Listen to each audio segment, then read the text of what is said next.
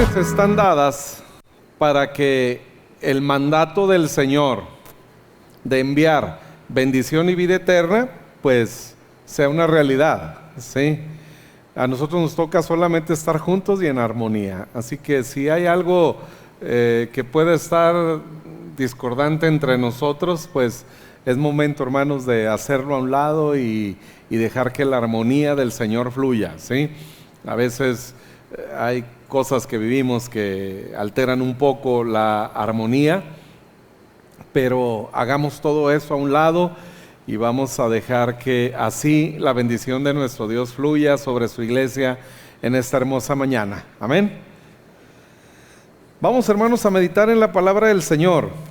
Hoy concluimos esta miniserie de mensajes sobre los 10 mandamientos.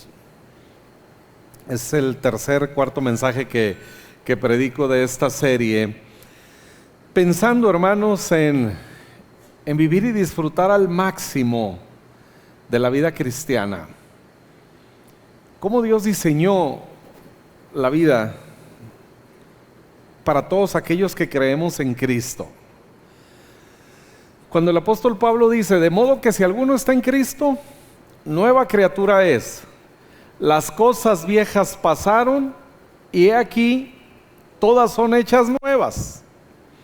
Para entender ese pasaje, hermanos, tendríamos pues que entender cuáles son las cosas viejas, ¿sí? ¿En qué consisten? ¿Y en qué consisten las cosas nuevas en las que ahora vivimos? Hablamos esencialmente de dos pactos. El pacto según la ley, en esencia los 10 mandamientos, y el pacto según la gracia. Las cosas viejas que pasaron, hermanos, es el pacto según la ley. Y las cosas nuevas en las que ahora vivimos es el pacto según la gracia. Normalmente cuando analizamos este pasaje pensamos en mi manera pasada de vivir en cuanto al pecado. Normalmente es la enseñanza que recibimos de este pasaje. Las cosas viejas pasaron, es decir, ya no digo palabrotas, ya no hago lo que hacía antes, ya no me comporto como me comportaba antes, ya no esto, ya no tomo, ya no hago, ya no veo, ya no digo. Ahora hago, digo, veo estas cosas. Pero eso es muy básico. En esencia, hermanos, las cosas viejas que han pasado son nuestra manera anterior de relacionarnos con Dios. El antiguo pacto demandaba de nosotros perfección, como hemos visto en estos mensajes. La ley que Dios nos dio, hermanos, a partir de los 10 mandamientos, requiere de nosotros perfección. El propósito de Dios, pues, al darnos la ley a personas, hombres y mujeres imperfectos, no es en esencia que la cumplamos, sino que nos demos cuenta que no podemos cumplirla. La intención de la ley, dice el apóstol Pablo, es que delante del Señor ninguna carne se va a gloriar. Es que delante del Señor toda boca se va a cerrar. Que ninguno de nosotros podemos venir delante de nuestro Dios y decirle, Señor, porque yo he cumplido tal o cual mandamiento, entonces yo puedo recibir de ti la vida eterna, que preguntaba el joven rico a Jesús. Maestro bueno, ¿qué haré para heredar la vida eterna? ¿Por qué lo hace el Señor? Si en esencia, hermanos, los principios jurídicos, aquí tenemos a los mejores abogados de la región. Hay una máxima jurídica que dice, nadie está obligado a lo imposible. Cuando el gobierno, el Congreso, los que hacen las leyes, emitan una ley que va más allá de los derechos humanos, cualquiera de nosotros, al verse afectado, puede promover un amparo en contra de esa ley para no ser tocado por la misma. Esos son los principios jurídicos que nos rigen. Pero entonces, ¿por qué Dios nos da una ley que no puedo cumplir?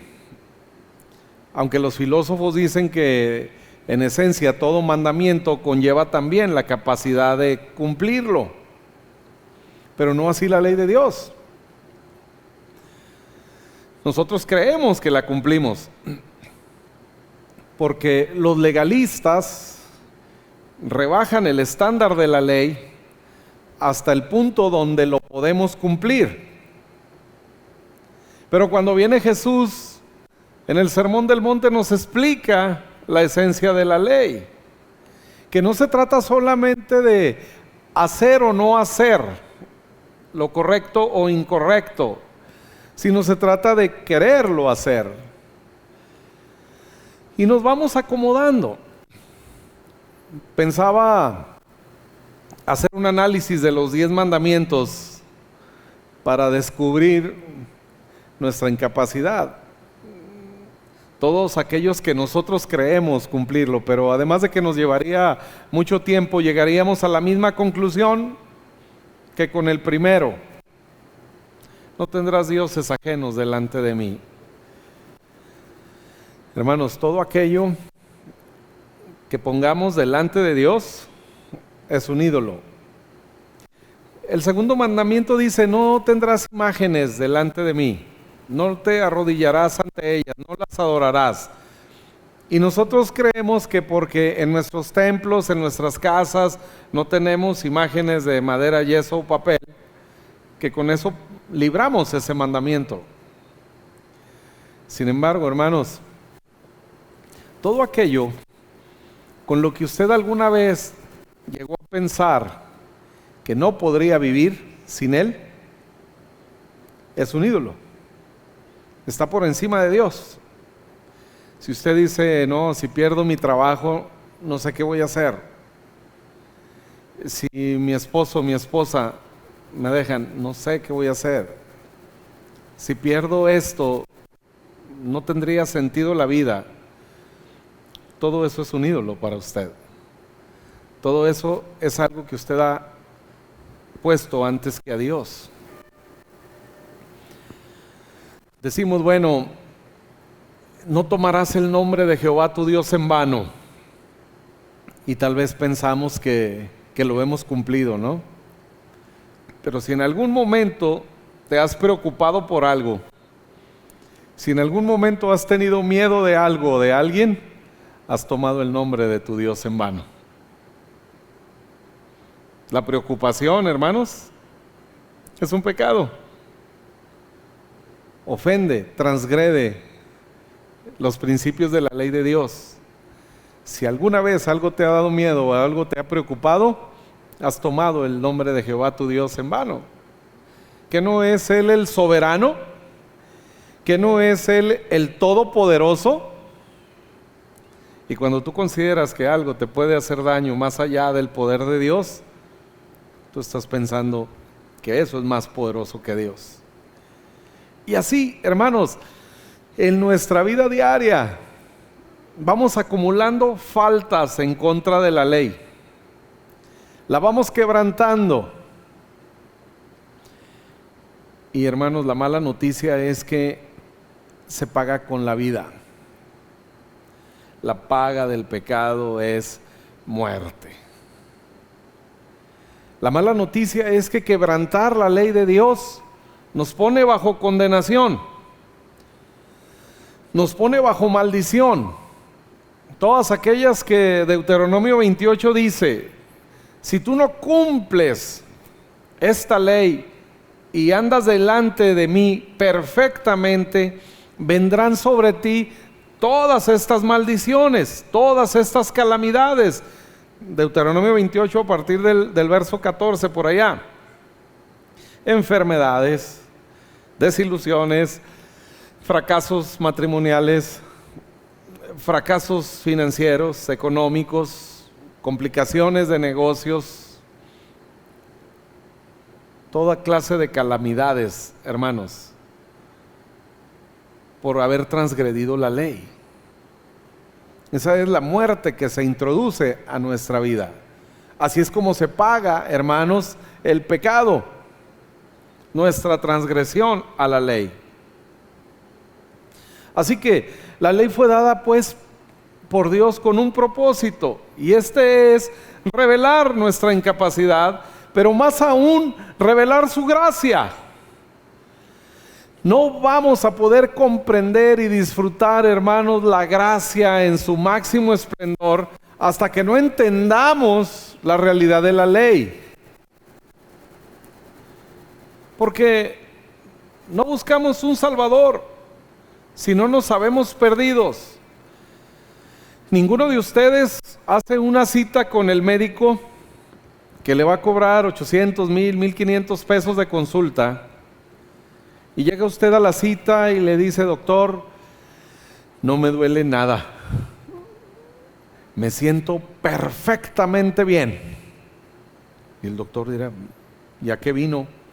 Pues nada más a decirle eso, me siento muy bien, no me duele nada. Y el doctor dice: pues ya me quitó el tiempo, pasa y pague la consulta, ¿no? Es absurdo que si usted no se siente enfermo, busque a un médico. Por eso la ley, para darnos cuenta que estábamos perdidos, que no podíamos. El estándar de la ley, queridos hermanos, para ti y para mí es imposible cumplir. El apóstol Pablo,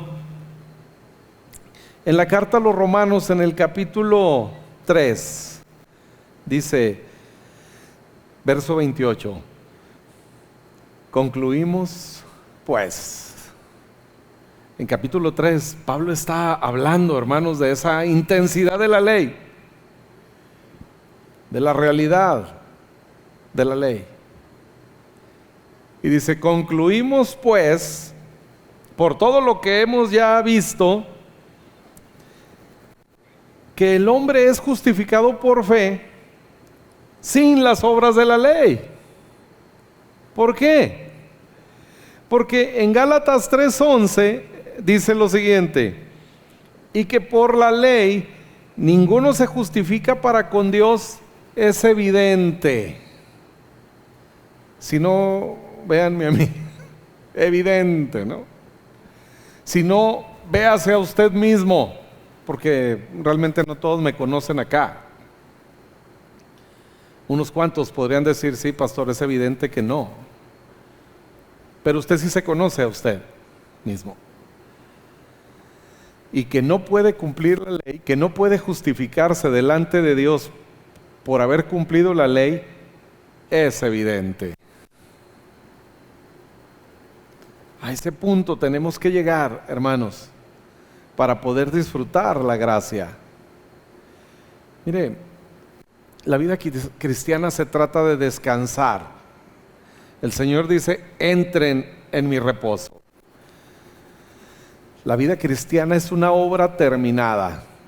Por toda la Escritura, el Señor ha revelado esta verdad. No tienes que hacer nada más que creer. Cuando el Señor va a liberar al pueblo de Israel de Egipto, Él les dice: la tierra que van a poseer es una tierra buena, fluye leche y miel.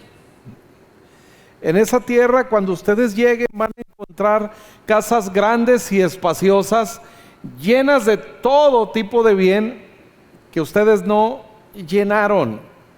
¿Sí? ¿Se acuerdan cuando las casas esas del TEC de Monterrey que rifaban? No sé si todavía los sorteos sigan, ¿no? La casa estaba completa, amueblada de todo a todo. ¿Sí? Algunos se acordarán, no sé si lo sigan haciendo. Amuebladas, perfectas, grandes, espaciosas, con todos los avances tecnológicos, con todo lo de que en su momento era lo mejor, lo tenían esas casas. Bueno, es algo como lo que el Señor le dice al pueblo de Israel: casas grandes y espaciosas, solo te va a dar la llave, entra y disfrútala. Huertos con frutos que ustedes no plantaron. A veces anda ya Jorge Berna peleándose con la tierra para hacerla producir, ¿verdad?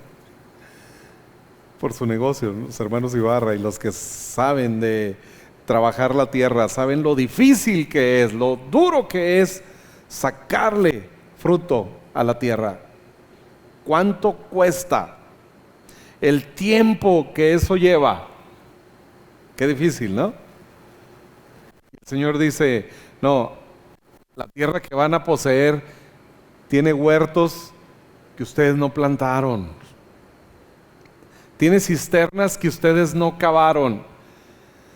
Y cuando les toque trabajar, dice, yo voy a regar la tierra. No será como en Egipto, que ustedes la tenían que preparar y que tenían que traer con mucho esfuerzo y trabajo el agua del río para regar las tierras de cultivo. No, dice acá, yo voy a regar la tierra con la lluvia temprana y con la lluvia tardía, para que en el momento cuando la planta está a punto de dar el fruto, ¿sí?, tenga los nutrientes suficientes para traer a su favor una producción sobresaliente. Eso es lo que el Señor les dice. Entren a descansar, entren a mi reposo. Pero no podemos entender, hermanos, el reposo hasta no saber el precio que se pagó. Si no entendemos, hermanos, que verdaderamente no podemos. Solo aquel que se sabe perdido, hermanos, se puede rendir.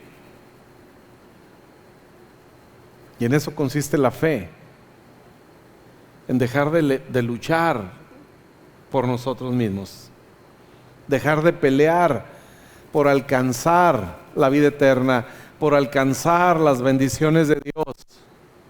No, hermanos, ninguno de nosotros podemos presentarnos delante del Señor hoy pidiendo su bendición, reclamando su bendición, porque hemos hecho algo. Es imposible. Dice que ninguno se puede justificar delante de Dios mediante las obras de la ley. Es evidente. Y la evidencia eres tú y soy yo. No pudimos, hermanos. Platicaba con un pastor hace tiempo y yo le decía, ¿por qué predicas esto? ¿Por qué enseñas a la gente que debe de hacer cosas, ¿no?, para ganar el favor de Dios, si sabes que es imposible?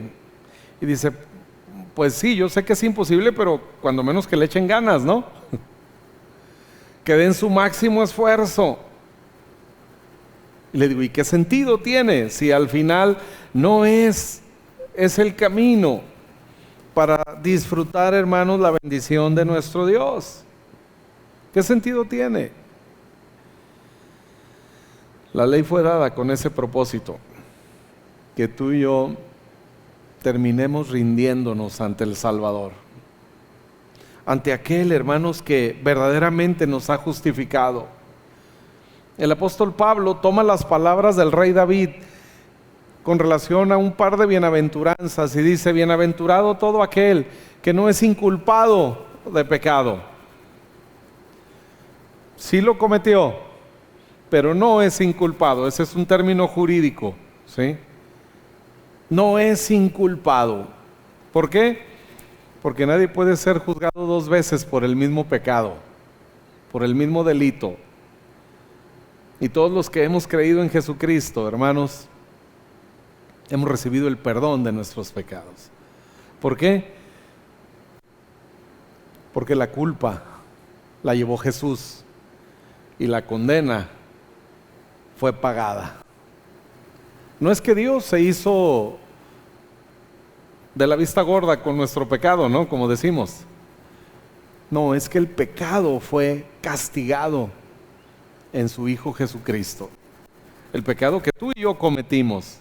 Por eso Pablo dice, bienaventurado todo aquel que no es inculpado de pecado. Si usted no ha pecado, ¿por qué lo habrían de inculpar, no? Y va más allá y dice, bienaventurado todo aquel que le es atribuida justicia aparte de las obras. En capítulo 2 de Gálatas, en el verso 16, el apóstol Pablo dice, sabiendo que el hombre no es justificado por las obras de la ley, sino por la fe de Jesucristo. Nosotros también hemos creído en Jesucristo para ser justificados por la fe de Cristo y no por las obras de la ley. Por cuanto por las obras de la ley nadie será justificado. Y era mi discusión con aquel amigo pastor. Entonces, ¿qué sentido tiene seguir motivando, seguir inspirando a la gente a cumplir las obras de la ley? Y entonces dice, bueno, es que es la regla moral. Nos debemos de regular entre los cristianos por los 10 mandamientos como una regla moral. Tampoco es verdad. Muchos tienen miedo al decir, es que estás quitando la ley. No, no estamos quitando la ley.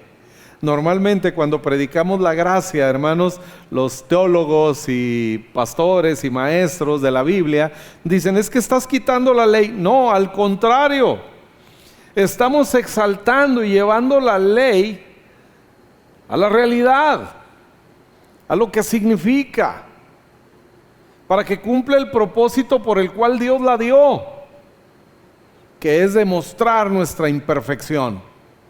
Así que ningún quitar la ley, predicar la gracia no significa eso.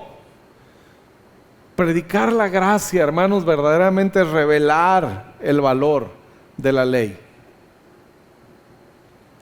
para que te des cuenta que no hay de otra más que la fe en Jesucristo, aquel que cumplió la ley perfectamente por ti y por mí.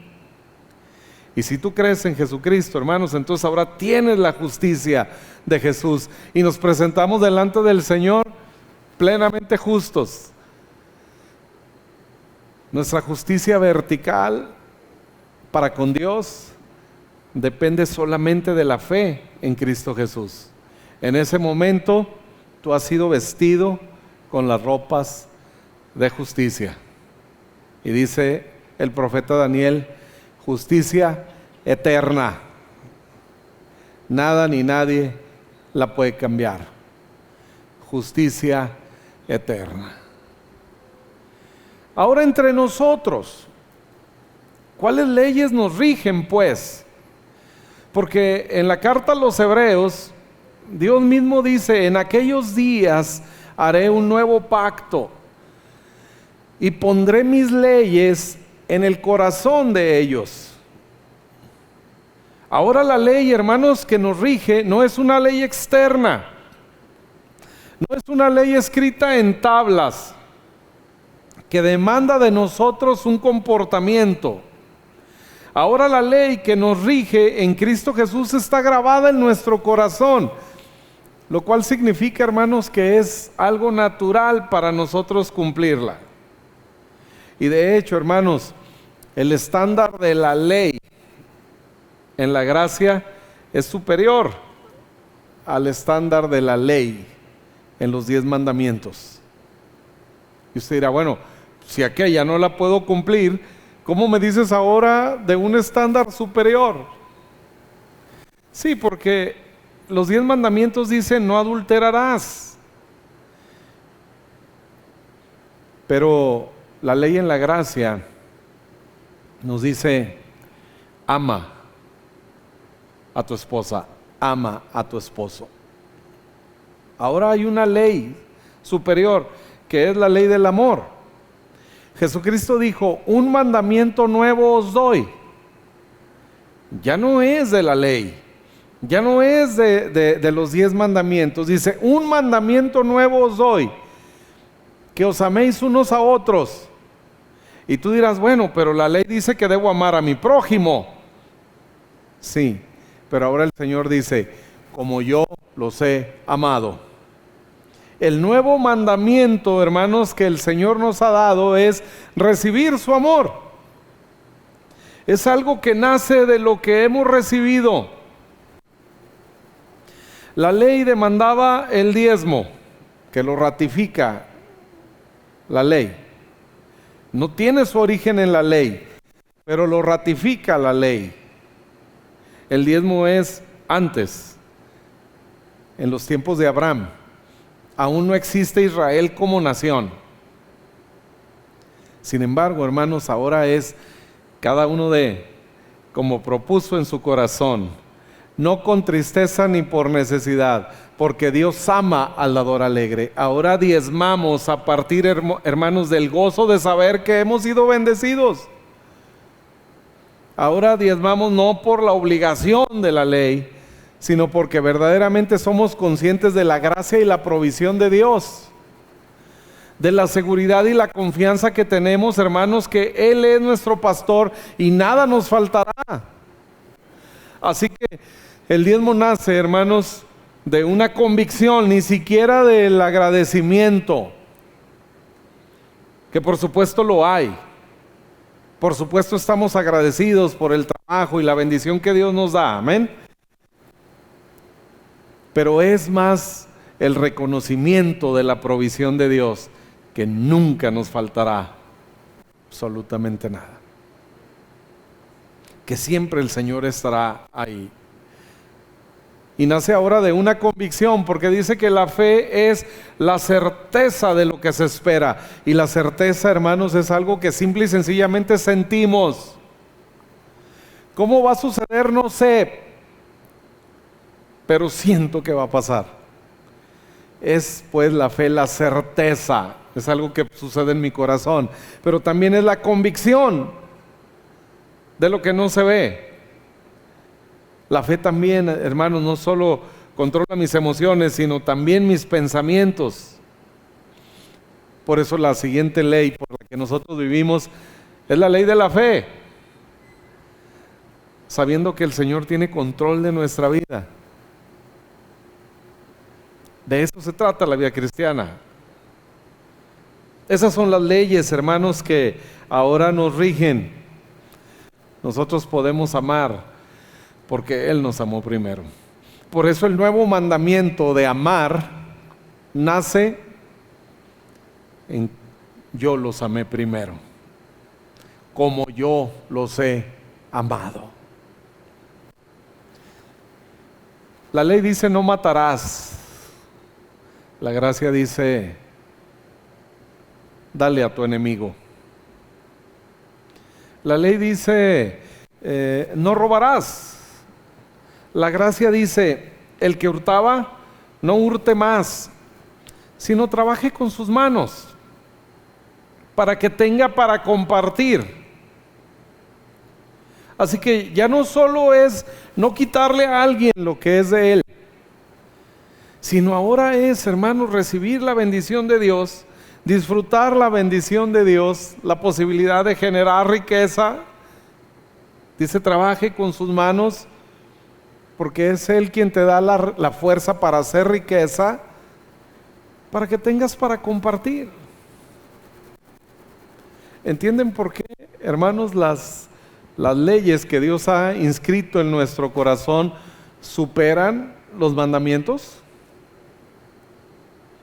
Lo más maravilloso, hermanos, es que todo mandamiento en la gracia nace en la provisión de Dios. Jamás, jamás Dios te va a pedir que hagas o des algo que no te lo dé Él primero. Por eso cuando hablamos del perdón en la ley es perdónanos así como perdonamos a los que nos ofenden. Es decir, yo. Pero en la gracia es como Cristo te perdonó, perdona. Todo, hermanos, absolutamente todo tiene su origen en Dios. Todo lo que el Señor nos pida, dice el apóstol Pedro en la segunda carta, capítulo 1, todas las cosas para la vida y la piedad nos han sido dadas. Todas. El Señor nos ha dado todo. Así que podremos entender y disfrutar la gracia, hermanos, cuando entendamos de lo que el Señor nos ha librado. Gálatas 3:13, para concluir. Cristo nos redimió de la maldición de la ley. Y el verso 14, para que también en él la bendición de Abraham nos alcanzase a todos. Así que no estamos más bajo condenación, no estamos más bajo maldición. Cristo ha llevado la maldición que nos correspondía a nosotros. Dice, porque escrito está, maldito todo aquel que muere en un madero. Esa es la razón por la que Cristo fue a la cruz. Pudo haber muerto de otras maneras. De hecho, la ley judía, hermanos, decía que debía morir apedreado. ¿Recuerdan aquella vez de la mujer adúltera? Llevaban todas las piedras listos. Al que querían apedrear en realidad era Jesús. Jesús pudo haber muerto ahí apedreado, y con eso, hermanos, el derramamiento de su sangre lavaba nuestros pecados, pero no nos quitaba la maldición. La tendríamos que seguir sufriendo. Era una cruz, era un madero, para que entonces pudiera morir en condición de maldito, que era la condición que tú y yo teníamos antes por el pecado. Ahora Cristo la llevó. Cristo nos redimió de la maldición de la ley. Ahora bien, ninguna condenación hay para los que estamos en Cristo Jesús. Incline su rostro, cierre sus ojos, por favor, y mediten esta verdad. Venga y reconózcase delante del Señor incapaz. Venga y reconozca delante del Señor que no ha podido cumplir la ley.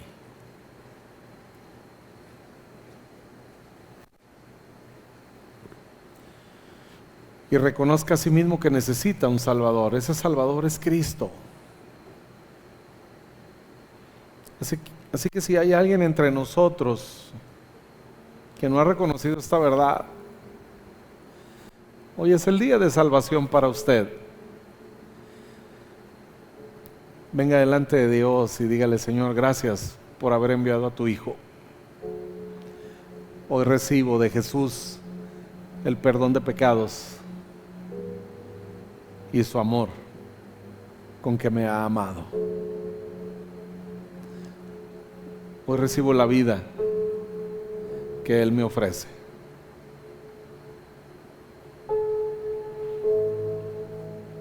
Venga delante de Dios hoy en el nombre de Jesús. Preséntese delante de Él con la justicia que le ha sido dada, no con la que usted no pudo conseguir, sino con aquella que nos ha sido dada por gracia, la misma justicia de Jesús, la misma perfección de Jesús, que ahora es atribuida a cada uno de nosotros, los que hemos fallado, los que hemos quebrantado la ley. Hoy tenemos acceso a la gracia, porque nos sabemos perdonados. Así que venga y reciba, venga y disfrute la bendición de Dios. Padre, en el nombre de Jesús, gracias. Gracias por la revelación de tu palabra, que nos permites ver la necesidad que tenemos de ti. Pero gracias, Señor, porque nos permite ver el amor que tienes por nosotros,